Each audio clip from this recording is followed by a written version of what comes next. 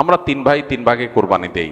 এক ভাইয়ের অবস্থা ভালো, তাই সে বেশিরভাগ টাকা দেয়, আর আমরা অল্প কিছু পরিমাণ শরিক হই। তাহলে কি আমাদের কোরবানি আদায় হবে কিনা? এটা একটা গুরুত্বপূর্ণ প্রশ্ন।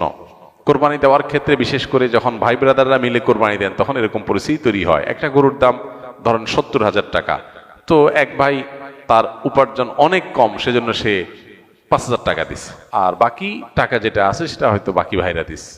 কোরবানি হবে কিনা? উত্তর হলো কারোর কোরবানি হবে না। কোরবানিতে যে কোনো একটা পূর্ণ অংশ নিতে হবে, 7 ভাগের একটা পরিপূর্ণ অংশ, 7 ভাগের 1 ভাগ, 7 ভাগের 2 ভাগ, 3 ভাগ, 4 ভাগ, সর্বনিম্ন 1 ভাগ নিতে হবে। ভগ্নাংশ নেওয়া যাবে না, অর্থাৎ 1 ভাগেরও অর্ধেক নেওয়া যাবে না। 2 ভাই মিলে 1 ভাগ নিছে, হবে না, তখন সেটা গোস্ত খাওয়া হবে। পশু জবাই হয়ে গেছে সহি পদ্ধতিতে, গোস্ত খাওয়া হবে, কিন্তু কোরবানি হবে না। কোরবানি বিশুদ্ধ হইতে হলে প্রত্যেককে পূর্ণাঙ্গ একটা ভাগ নিতে হবে। হ্যাঁ, এখন এমন হতে পারে যে এক ভাইকে আল্লাহ আর্থিক সচ্ছলতা দিয়েছেন, বাকিদেরকে দেন নাই, তো কি হবে?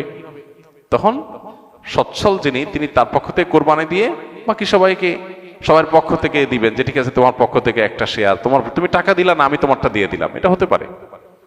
অথবা আরেকটা হতে পারে যে ঠিক আছে, তুমি অল্প টাকা কামাই করছো, মাত্র 5,000 টাকা আছে, তুমি টাকা না দিলে তোমার কাছে ভালো লাগতেছে না, তুমি টাকা দিলে তোমার কাছে খুশি হবে, তো সেক্ষেত্রে 5,000 টাকা তুমি আমাকে দিয়ে দাও, এটা কোরবানির শেয়ার না। আমি কোরবানিতে এটা লাগাবো, সেটা ভিন্ন বিষয়, বাট তুমি শেয়ার হিসাবে দিলে না, এটা হতে পারে।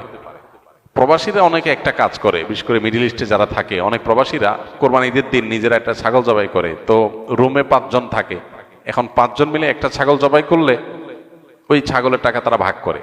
এই যে এক ছাগলে কয়জন শরিক হইতে পারবে, কয়জন কোরবানি দিতে পারবে? একজন, ভগ্নাংশ দেওয়া যাবে না।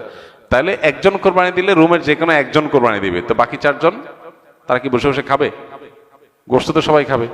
তো এই জন্য তারা 5 জন মিলে ভাগ করে টাকা দেয়। এখানে কারোরই আসলে কোরবানি হবে না, জবাই করা হবে, পশুর গোস্ত খাওয়া হালাল হবে, কিন্তু কোরবানি হবে না।